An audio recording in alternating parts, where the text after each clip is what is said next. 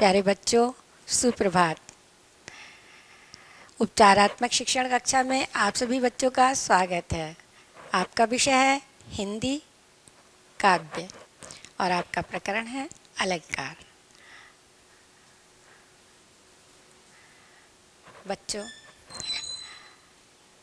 अपने विषय को पढ़ाने से पहले मैं महाकवि सूरदास जी का एक पद पढ़ना चाहूँगी, जो कि आप ही की पाठ्य पुस्तक से लिया गया है।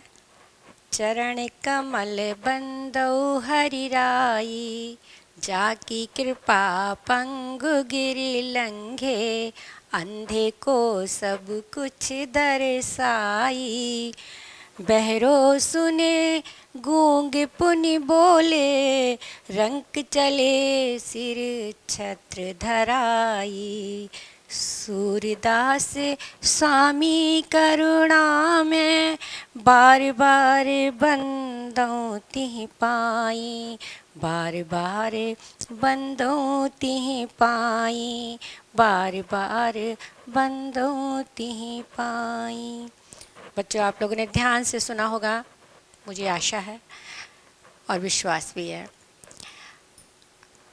इस पद को पढ़ने का केवल एक ही उद्देश्य था कि मैं आपको आज के विषय से जोड़ूं। दूसरा कि भक्ति में कितनी शक्ति होती है, इस और 6 अंकों के लाभार्थ बोर्ड परीक्षा में भी आपको इसमें से मिलेगा। बच्चों, हमें आनंद तब तक नहीं आता जब तक कि हमें उसका अच्छे से अर्थ नहीं पता होता है। तो आइए थोड़ा सा इसका अर्थ भी जान लेते हैं कि चरण कमल बंदौ हरि राई। राई बोलते हैं भगवान के लिए।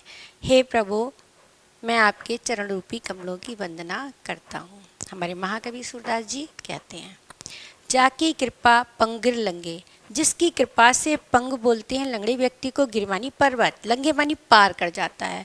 जिसकी कृपा से लंगड़ा व्यक्ति पर्वत को पार कर जाता है और अंधे व्यक्ति को सब कुछ दिखाई देने लगता है, अंधे को सब कुछ दर्शाई। बहरो सुने, बहरा व्यक्ति सुनने लगता है। मूक पुनि बोले, यानी गूंगा व्यक्ति फिर से बोलने लगता है। और रंक चले सिर छत्राई, ईश्वर की कृपा ऐसी कृपा होती है कि जो रंक व्यक्ति होता है यानी गरीब व्यक्ति होता है, वो भी सिर पर छत्र धारण करके चलने लगता है, अर्थात राजा के समान ही वैभवशाली हो जाता है। सूरदास स्वामी करुणा में, महाकवि सूरदास जी कहते हैं कि मेरे स्वामी तो करुणा के सागर हैं, बार बार बंदौ तिहि पाई। मैं बार बार उनके पाई बोलते हैं पैरों के लिए, मैं बार बार उनके पैरों की वंदना करता हूँ। तो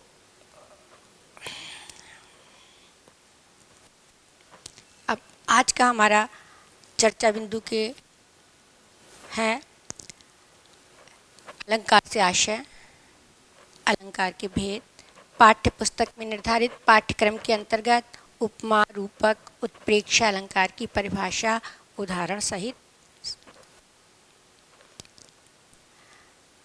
अलंकार अलम करोति इति अलंकारा, यानी जो सजाता और संवारता है, जिन साधनों से हमारा सौंदर्य बढ़ता है, उसको हम अलंकार कहते हैं। अलंकार अर्थात आभूषण। आभूषण हमारे संवारने के साधन है, सजाने संवारने के, यानी सौंदर्य के साधन है। मैंने ये 3 चित्रों के माध्यम से आपको समझाना चाहा है कि अगर हम सिंपल हैं तो है सिंपल, लेकिन अगर हम आभूषणों का प्रयोग करते हैं, हमारी जो सुंदरता है उसमें थोड़ा सा और ज़्यादा 4 चांद लग जाते हैं। अगर एक साधारण स्त्री है तो वो अपने सौंदर्य को बढ़ाने के लिए फूलों का आभूषण इस्तेमाल कर सकती है, और अगर एक जिनके पास है साधन, तो वो लोग अपने स्वर्णाभूषणों से अपने आप को सजा सकते हैं। तो इस तरह से ये देखेगा, यानी मैंने ये कोशिश की है कि सौंदर्य के साधन, यानी हम जिन उपकरणों से अपने आप को सजाते और संवारते हैं, उसको हम अलंकार कहते हैं। अब देखिएगा, अब हम काव्य में हम कैसे किन साधनों का प्रयोग करते हैं? तो देखिए, काव्य की शोभा बढ़ाने वाले उपकरणों यानी शब्द और अर्थ को हम अलंकार कहते हैं। काव्य का सौंदर्य हम शब्द और अर्थों के माध्यम से ही बढ़ाते हैं या काव्य में चमत्कार उत्पन्न करते हैं। अब हमारा है कि अलंकार के भेद। अलंकार कितने प्रकार के होते हैं? अलंकार दो प्रकार के होते हैं, शब्दालंकार और अर्थालंकार। शब्दालंकार अगर हम काव्य में या कविता में शब्दों के माध्यम से चमत्कार उत्पन्न करते हैं या हम उसका सौंदर्य बढ़ाते हैं तो उसको शब्दालंकार कहते हैं। और अर्थालंकार में जब हम अर्थों के माध्यम से सौंदर्य या चमत्कार उत्पन्न करते हैं तो उसको हम अर्थालंकार कहते हैं। आपके पाठ्यक्रम में निर्धारित तो आपका अर्थालंकार ही है, लेकिन मैं चाहूँगी कि मैं शब्दालंकार को भी आपको संक्षेप में समझाऊँ। शब्दालंकार के अंतर्गत अनुप्रास अलंकार, यमक अलंकार, श्लेष अलंकार आता है और अर्थालंकार के अंतर्गत उपमा, रूपक, उत्प्रेक्षा। तो आइए पहले मैं आपको शब्दालंकार बहुत संक्षेप में समझाती हूँ। शब्दालंकार के में सबसे पहले है अनुप्रास अलंकार। जिस काव्य पंक्ति में या काव्य में वर्णों की आवृत्ति होती है उसे अनुप्रास अलंकार कहते हैं। वर्णों की आवृत्ति यानी वर्णों का बार बार आना, यानी अक्षरों का बार बार आना, यानी सबसे छोटी ध्वनि जैसे का है, खा है, पा है, फा है, ये छोटी ध्वनि यानी इन्हीं को हम वर्ण बोलते हैं। तो जब किसी काव्य पंक्ति में या काव्य में वर्णों की आवृत्ति होती है, आवृत्ति मानी बार बार आना, तो उसको हम अनुप्रास अलंकार कहते हैं। यहाँ पर मैंने उदाहरण दिया है, तुम तो सखा श्याम सुंदर के सकल जोग के ईश। नहीं, इस काव्य पंक्ति में सा वर्ण की आवृत्ति हुई है, यानी सा वर्ण बार बार आया है, इसलिए अनुप्रास अलंकार है। दूसरा आपका है यमक अलंकार। यमक अलंकार में की परिभाषा है कि जब जिस काव्य पंक्ति में या जिस काव्य में एक ही शब्द अनेक बार भिन्न अर्थों में आवृत्ति हो जिसकी, अर्थात हमारी काव्य पंक्ति है तो उसमें एक शब्द एक दो बार आए लेकिन उसका अर्थ अलग अलग हो। जैसे मैंने दिया है कि उद्धव जोग जोग हम नाए। यहाँ पर गोपियाँ उद्धव जी से कह रही हैं कि हे उद्धव, जोग जोग हम नाए, यानी योग तुम्हारी योग साधना के हम योग्य नहीं है, यानी आपकी योग साधना के काबिल नहीं है। यहाँ पर एक जोग का अर्थ है योग साधना, दूसरा का योग्य। इसको हम दूसरा एग्जाम्पल भी आपको दे सकते हैं कि कनक कनकते सौगुनी मादकता अधिकाय। यहाँ पर कनक कनक शब्द दो बार आया है। एक कनक का अर्थ है धतूरा और एक कनक का अर्थ होता है स्वर्ण। इसके भी हम देखिएगा, यहाँ पर भी हम अनुप्रास अलंकार के भी और उदाहरण दे सकते हैं कि चारु चंद्र की चंचल किरणें खेल नहीं थी जल थल में। देखिए, इस पंक्ति में भी आपका चावर्ण का आवृत्ति हुई है। तरन तनुजा तट तमाल तरबर बहु छाए, यहाँ पर भी तावर्ण की आवृत्ति हुई है, इसलिए अनुप्रास अलंकार है। और ये देखिएगा श्लेष अलंकार। हमारे जिस काव्य पंक्ति में एक ही शब्द अनेक अर्थों में प्रयोग हो तो वहाँ पर हम श्लेष अलंकार होता है। उदाहरण है, पानी गए ना उभरे मोती मानस चून। पानी एक बार आया है, श्लिष्ट शब्द है, लेकिन इसके मोती के संदर्भ में अगर हम बात करते हैं तो चमक, और मानुष यानी मनुष्य के संदर्भ में बात करते हैं तो प्रतिष्ठा या सम्मान, और चूने के संदर्भ में बात करते हैं तो होगा जल। और एक का एग्जाम्पल हम आपको और समझाते हैं कि सुवरन को खोजत फिरत कवि व्यभिचारी चोर। सुवरन, सुवरन के तीन अर्थ हैं। अगर हम कवि की बात करते हैं तो कवि के संदर्भ में सुंदर सुंदर अक्षर, और कवि व्यभिचारी, व्यभिचारी की बात करते हैं तो उसके संदर्भ में सुंदर वर्ण, सुंदर रंग।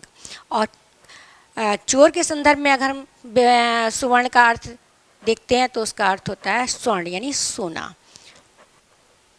अब आप लोगों ने शब्द अलंकार बहुत संक्षेप में पढ़ा। अब जो हमारा पाठ्यक्रम में निर्धारित है अलंकार, अर्थालंकार, उसका ये हम अध्ययन करते हैं। उपमा अलंकार आपका सबसे पहले आता है। उपमा अलंकार, उपमा अर्थात तुलना या समानता। जब हम किसी एक वस्तु की तुलना दूसरी वस्तु से करते हैं वहाँ पर उपमा अलंकार होता है। वो जिसकी हम तुलना करते हैं वो वस्तु हमारे समक्ष भी होती है और वो प्रस्तुत भी हो सकती है, वो कोई सामान्य वस्तु भी होती है। तो देखिएगा, और जिससे हम तुलना करते हैं वो प्रसिद्ध वस्तु भी हो सकती है, वो अप्रस्तुत भी हो सकती है और वो अप्रत्यक्ष भी हो सकती है। तो यहाँ पर हम तुलना कर रहे हैं कि हरिपद कोमल कमल से, हम भगवान के पैरों की तुलना हमने कमल से की है। उपमा को जानने के लिए हमें ज़रूरी है ये जानना कि इसके चार अंग होते हैं। पहला उपमेय, जिस चीज़ की हम तुलना करते हैं, जिस वस्तु या व्यक्ति की हम तुलना करते हैं। उपमान जिस वस्तु या व्यक्ति से हम तुलना करते हैं। वाचक शब्द समानता सूचक शब्द, जैसे इव है समान, तुल्य, जैसे, ज्यों, सम आदि। साधारण धर्म ये गुण होता है कोई भी, वह गुण जो उपमेय व उपमान की समानता प्रकट करे। तो अगर हाँ ये चारों इन चारों से उपमा अलंकार बनता है। तो आप देखिएगा मैंने ऊपर दिया है मुख मयंक सम मंजू मनोहर। मुख मानी मुख, मयंक मानी चंद्रमा, सम मानी समान, मंजू मनोहर मानी सुंदर। यानी मुख जो है चंद्रमा के समान सुंदर है। तो देखिएगा मुख यहाँ पर उपमेय है यानी है, और मयंक सुप्रसिद्ध वस्तु है चंद्रमा, और मंजू सम आपका जो है वाचक शब्द हो गया, समानता वाला शब्द, और मंजू मनोहर आपका गुण हो गया। तो यहाँ पर मुख चंद्रमा के समान सुंदर है। अब बच्चों आप लोगों के सामने मैं एक बच्चे का एग्जाम्पल लेती हूँ आपको अच्छे से समझाने के लिए। तो देखिए आपका नाम तन्मय है, आप जो है आप बहुत तेज़ दौड़ते हैं, तो मैं कह रही हूँ कि तन्मय अश्व की तरह तेज़ दौड़ता है। अब बताइए आप इसमें उपमा अलंकार है, लेकिन आप निकालिए उपमेय किसे कहेंगे? उपमेय तन्मय हो जाएगा, और अश्व आपका उपमान हो जाएगा, तेज आपका साधारण धर्म हो जाएगा, और तरह आपका वाचक शब्द हो जाएगा। और बेटा ये आपके पीपर पात सरिसमन डोला, हमारा मन जो है पीपल के पत्ते के समान, डोला मीन चंचल है। तो मन हमारा यहाँ पर उपमेय हो गया, पीपर पात उपमान हो गया, सरिस वाचक शब्द हो गया, और डोला सामान्य धर्म सामान धर्म हो गया। तो बेटा अब हमने ये आपको दिए हैं, आपकी पाठ्यपुस्तक से ही लिए गए हैं, और आप इसको अच्छे से पढ़ करके इसमें से अलंकार निकाल सकते हैं। जैसे मैंने ये आपका चीटी लिया शीर्षक कि तम के तागे सी जो हिलडुल, वो चीटी कैसी है? तम के तागे सी है, अंधकार में पड़े हुए धागे के समान प्रतीत हो रही है। अब देखिएगा आपका दूसरा आता है रूपक अलंकार।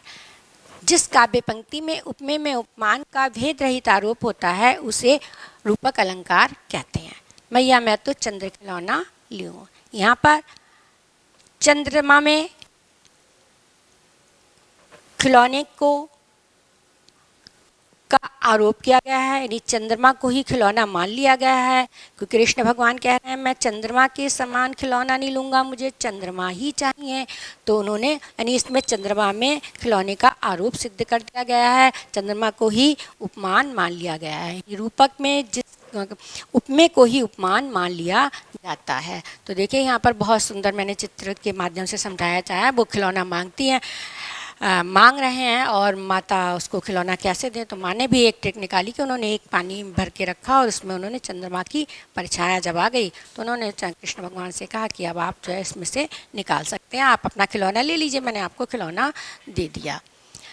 अब आपका ये मैंने आपको उदाहरण दिए हैं, कुछ आपकी ही पाठ्यपुस्तक से हैं, तो आप इन उदाहरणों में से आप अलंकार अपना छाट लीजिए, और ये सब रूपक अलंकार के उदाहरण हैं।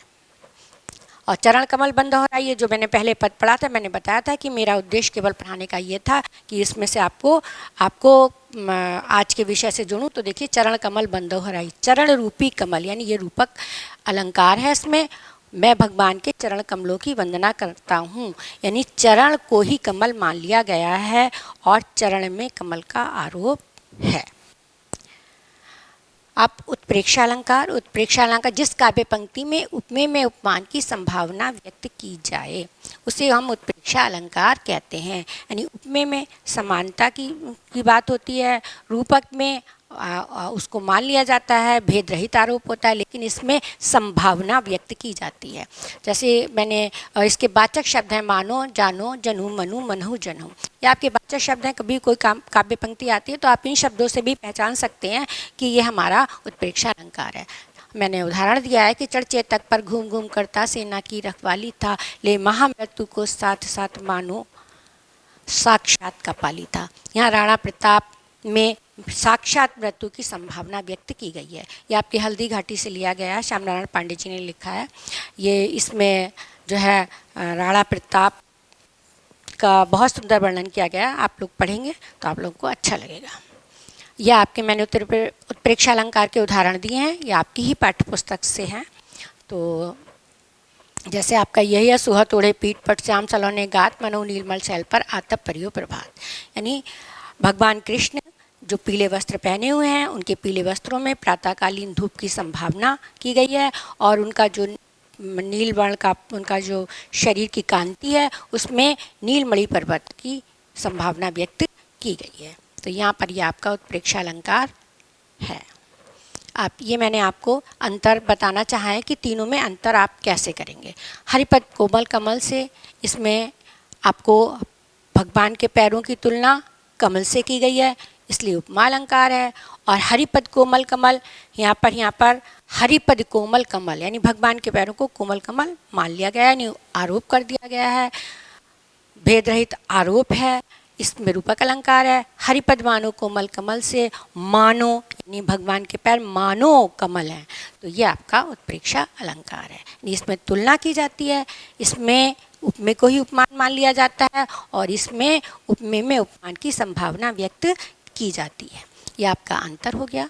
और अब हम आते हैं कि ये आपकी गतिविधि है। ये मैंने आपको 3 चित्र दिए हैं और 3 पंक्तियाँ दी हैं। पहली पंक्ति है, देखा चींटी को उसके जी को भूरे बालों की सी कतरन, आपकी ही पाठ्य पुस्तक का है। ले महामृत्यु को साथ साथ मानो साक्षात का पाली था, और मैया मैं तो चंद्र खिलौना लूँ। अब ये 3 चित्र हैं, इन चित्रों के माध्यम में, इन चित्रों को देख करके देखिए, एक चित्र आपका ये है, और आप जो है इन चित्रों को देख करके, पंक्तियों को पढ़ करके, इन चित्रों के ऊपर उस अलंकार का नाम लिखना है आपको।